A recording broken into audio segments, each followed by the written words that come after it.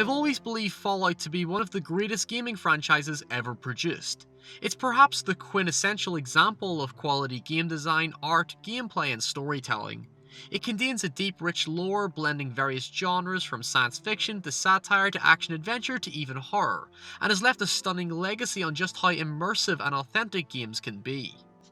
If video games aren't art, then the world of fiction is completely doomed, and in the world of Fallout, a doomed humanity isn't necessarily all that bad.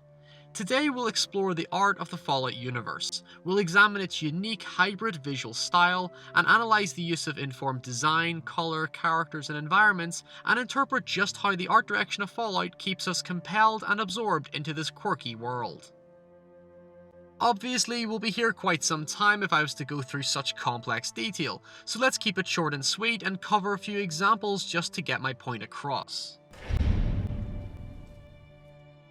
Fallout focuses on an alternative history in which the world remained within 1950s traditions, while technology continued to blossom.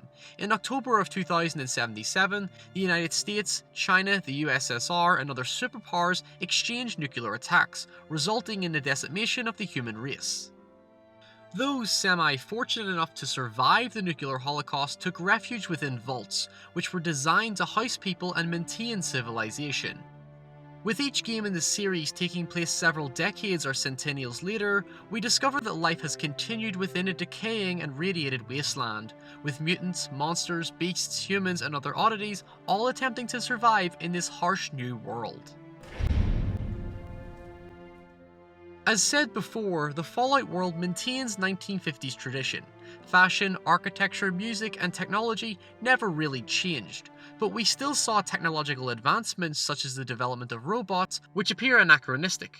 In other words, despite technology being ahead of its time, everything still appeared old-fashioned and lacked a certain energy or appeal we see today. For example, computers and high-tech electronics appear needlessly complex and visually arbitrary, jumping between 1970s computer operating systems within middle-class households to elaborate mechanical structures with countless buttons and widgets. The Pip-Boy is a prominent example of the extravagant mechanical style. Technology looks impractical and frustrating to function, but also bold, daring, and inspiring our imaginations about the supposed world of tomorrow. Even robots jump about in terms of visual design. Mr. Handy serves a more practical design, being able to hover and maneuver around a pretty cramped environment, yet the Forbidden Planet-inspired Protectron, designed for the purpose of protection, moves slowly, stiffly, has a slim build, and looks weak in comparison to this bad boy. Sentry bots are designed for war, hence their tall stature and bulk mech design make them look heavy, dominant, and dangerous. And this can be said for much of the game's armour, jumping between makeshift vests to giant mech suits. Metal is wrapped around like muscle to give a sense of strength and over-empowerment, and the faint lights and red glow from their eyes highlight their aggressive and menacing hostility, much like HAL from 2001: A Space Odyssey. It's the sense of presence and personality that goes such a long way to make the 1950s style fit within the world. Music and fashion are wonderfully represented, as we find subcultures to be much more prevalent. For example, greasers are a working-class young culture whose attitudes were inspired by the prominence of rock and roll, portraying fashion like leather jackets, rolled-up jeans, motorcycle boots, and their wax-infused hair, styles popularized by Elvis Presley, James Dean, and Marlon Brando. The fashion was never necessarily elaborate, more so than it was made obvious to the player. The 1950s wasn't exactly a subtle style, so to maintain visual continuity, the game has to adapt to more detailed artistic liberties. At its core, Fallout was drastically inspired by George Miller's Mad Max. Mad Max is an oily, greasy mess, but also harsh and dry when it comes to style. Motor mechanics are at the core of Mad Max's style, as the film's barren world is just a metaphorical garage, with mass attention placed on vehicles, work tools, loud motors, and machismo.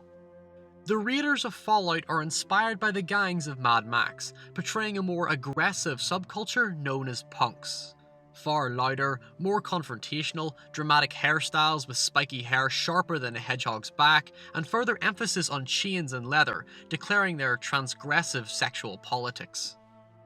The punk style is used to contrast the civilized world with the insane. Their fashion intensifies their inhumanity by going against the established norm and makes it very apparent to the player that they aren't willing to negotiate. Also, I'll just point out the obvious. Architecture styles tend to decline pretty rapidly because of the ever-growing complexity of contemporary design. Art Deco had a significant rise following the First World War, just before seeping into decline after the Second World War. Art Deco, much like the technological and fashion design, was very elaborate, representing a growth of modern society and progressive technology. Buildings looked luxurious, had lush ornamentation, and extravagant geometric definition, which gave them a sense of wealth and class. Art Deco also extended to be considered a form of futurist architecture, which focused on a sense of speed, urgency, and kineticism. More specifically, Googie architecture had a substantial impact on the design of pre-war Fallout architecture. Googie design was characterized by the rise of car culture and the atomic space age. Fun fact, the space age, the period in which space exploration and development took place, was believed to have begun with Earth's first satellite, the Sputnik 1, in 1957. The Sputnik just so happens to look remarkably similar to the iBot, a robot designed to act as a media transmitter in the Fallout universe.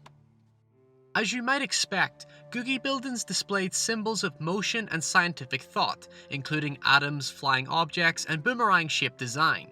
Its visual style became more energetic, freeform, and perpetuated the sense that people were living in a very real and fast-paced future.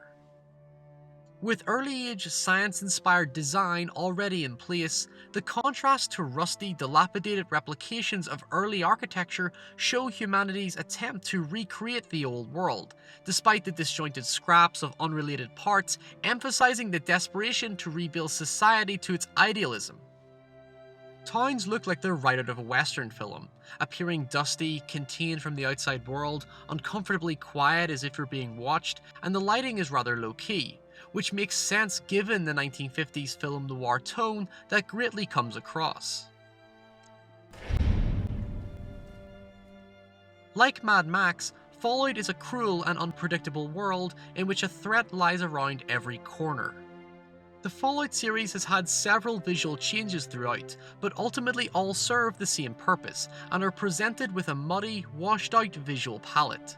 Fallout 1, for example, calls attention to its dry, harsh western world, with cracking dry soil, showing that life cannot be grown, and water, our most precious resource, is scarce. Caves, on the other hand, are presented with a slight shift in visual tone. They would be commonly dark blues to emphasize coldness and moisture. Old vaults use dirty oranges and browns to highlight the completely rusted metal caused by a lack of maintenance. In this case, we know that life is non-existent, making the vault feel ever more abandoned and lonely. Later Fallout games use green as a common colour to infer to the toxic atmosphere. It's not going to kill you in a literal sense, but you don't exactly sense like there's any fresh air as constant fumes consume the misty skies. The devastation of nuclear annihilation has an unceasing presence, and is carried throughout the environment's presentation. This is further perpetuated by small cinematic details in Fallout 3. The depth of field is not only shallow in the distance, creating a blurry effect, there is a bloom added to convey the scorching heat. Living in an underground vault for many years, it makes sense that the character naturally struggles with the intense brightness. It also further maintains the sense of desolation and emptiness within the world. We feel disoriented and lost in ironically familiar territory as the environment rarely changes. If we removed the map completely, we would be lost and endlessly wandering the ominously quiet, shallow wasteland. Thanks for watching, guys. Make sure to leave your thoughts below, as there's always plenty to discuss, and your input makes this topic ever more interesting and engaging. Until next time, please stay safe, and I'll see you all very soon.